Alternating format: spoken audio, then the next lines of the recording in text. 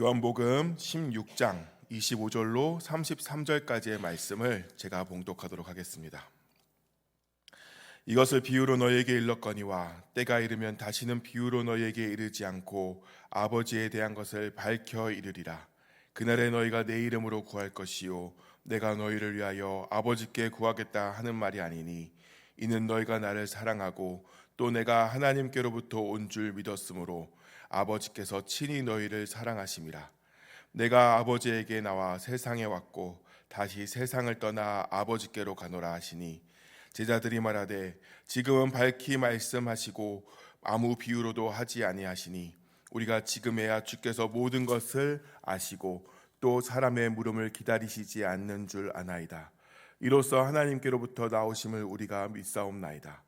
예수께서 대답하시되 이제는 너희가 믿느냐? 보라, 너희가 다 각각 제 곳으로 흩어지고 나를 혼자 둘 때가 오나니 벌써 왔도다. 그러나 내가 혼자 있는 것이 아니라 아버지께서 나와 함께 계시느니라. 이것을 너희에게 이르는 것은 너희로 내 안에서 평안을 누리게 하려 함이라. 세상에서는 너희가 환난을 당하나 담대하라. 내가 세상을 이기었노라. 아멘. 이 말씀은 살아계신 하나님의 말씀입니다. 아멘. 예수님은 예수님의 긴 고별 설교를 이제 마치고자 하십니다. 그래서 이제 더 이상 비유를 통한 말씀이 아닌 분명하게 말씀하고 계시겠다고 말씀하시겠다고 말씀하십니다. 지금까지는 예수께서 누구신지 그리고 오신 이유와 십자가의 때를 비유를 통해 말씀하심으로써 뭔가 아는 사람은 더 잘 알도록, 그러나 반면에 모르는 사람은 더 못 알아듣도록 하시는 모호한 영역에 화법을 하셔서 먼 훗날 나타날 사건들처럼 말씀하셨기 때문에 이전 십자가 사건이 당장 올 사건으로 더 이상 비유로 말할 이유가 없다고 말씀하고 계시는 겁니다. 그러나 제자들은 이렇게 직접적으로 말씀하셔도 여전히 예수님의 말씀을 온전히 이해하지 못합니다. 28절에 이제 다시 세상을 떠나 아버지께로 가노라 라고 말씀하신 예수님의 말씀도 제자들은 여전히 그저 어떤 현상의 정도나 아니면 하나님의 아들이심을 밝히고 계신다고만 여깁니다.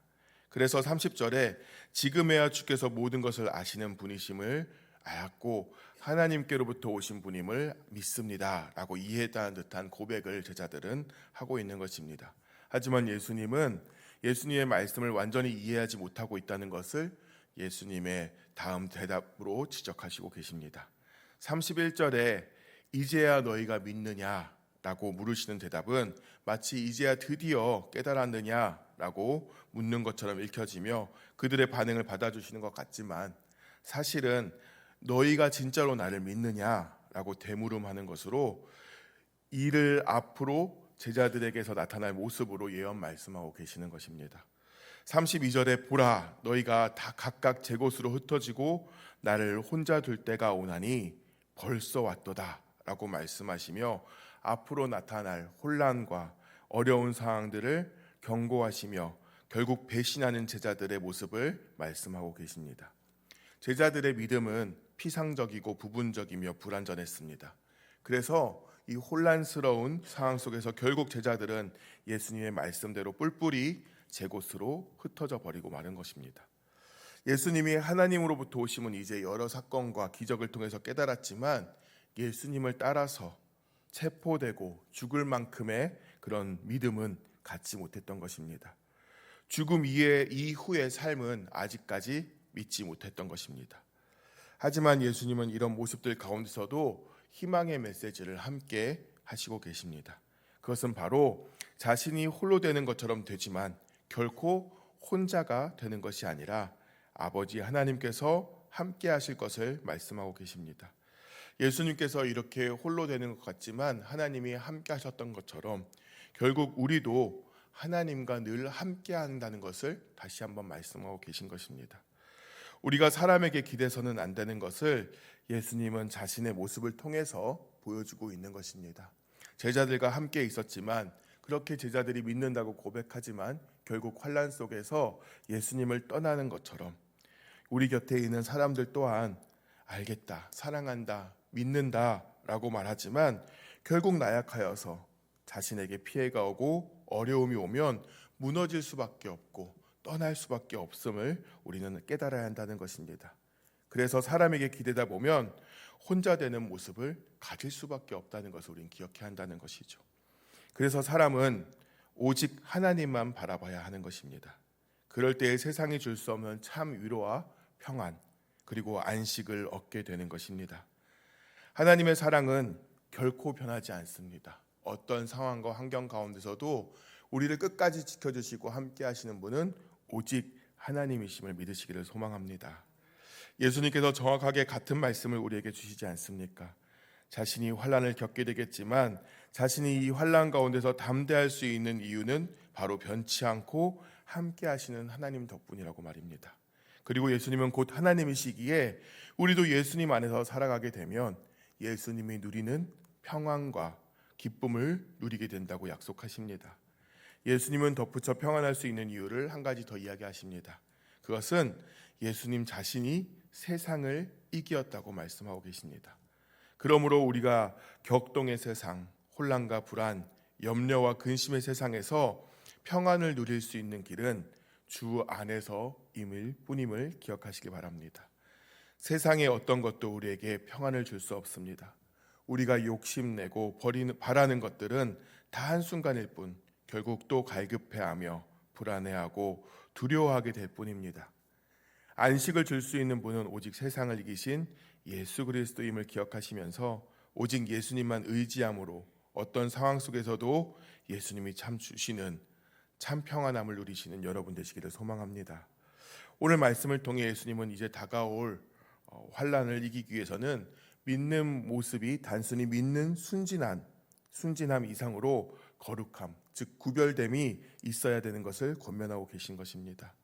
순진함과 거룩함은 다릅니다. 이제 우리의 믿음은 순진함을 넘어서 냉혹한 현실을 이기는 거룩함으로 나아가야 합니다. 예수님은 환난을 피하는 방법에 대해서 말씀하지 않습니다. 오히려 예수님은 환난을 받아들이고 평안을 누리라고 말씀하고 계십니다. 환난이 없어서 누리는 평안은 세상도 줄 수 있지만 환난이 있음에도 누리는 평안은 예수님만 주실 수 있음을 기억하시길 바랍니다.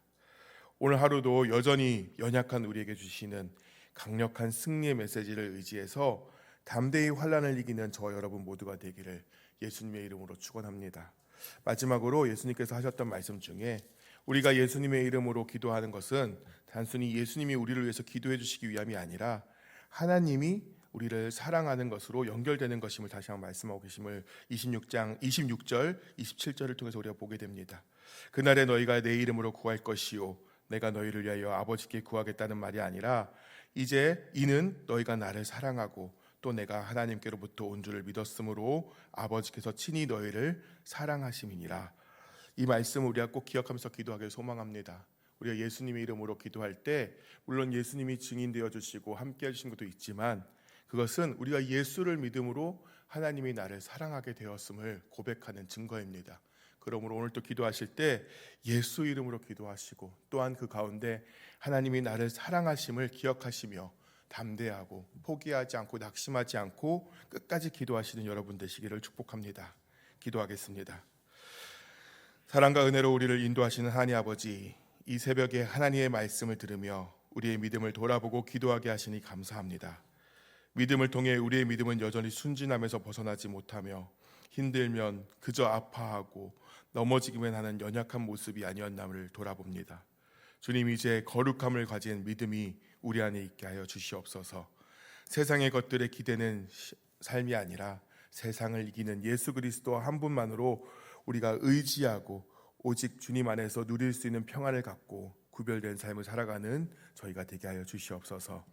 때론 고난과 환난이 찾아올지언정 이것이 우리를 넘어뜨릴 수 없도록 예수 안에 사는 평안함이 있게 하여 주시고 선하신 주님을 의지함으로 세상에서 승리하는 삶을 살아가게 하여 주시옵소서. 교회와 교회의 목회자와 직분자들을 위해서 기도합니다. 성령 충만함을 주시고 주의 일을 감당하는 데 어려움이 없도록 지켜보아 주시옵소서. 늘 주 안에서 강건케 하시고 기쁨으로 사역하는 청지기의 삶을 살게 하여 주시옵소서. 환우와 성도들을 위해서 기도합니다. 상하고 찢긴 마음을 위로하여 주시고 질병과 노고와 아픔으로 신음하는 성도들에게 성령 하나님 찾아가 주셔서 통증이 사라지게 하시고 깨끗하게 낫게 하시며 치료의 광선을 바라사 회복되게 하여 주시옵소서. 또한 각 성도의 삶에 필요를 이 시간 간절히 구하오니 주님 모든 장소의 주인 되어 주셔서 함께하여 주시고 지켜주시고 보호하여 주시옵소서. 이 시간 기도할 때 정확하고 구체적인 하나님의 인도하심이 우리를 붙들어 주사 응답의 역사가 이 새벽에 있게 하여 주시옵소서. 오늘 하루도 주님만을 의지하오며 이 모든 간구를 예수 그리스도의 이름으로 기도하옵나이다. 아멘.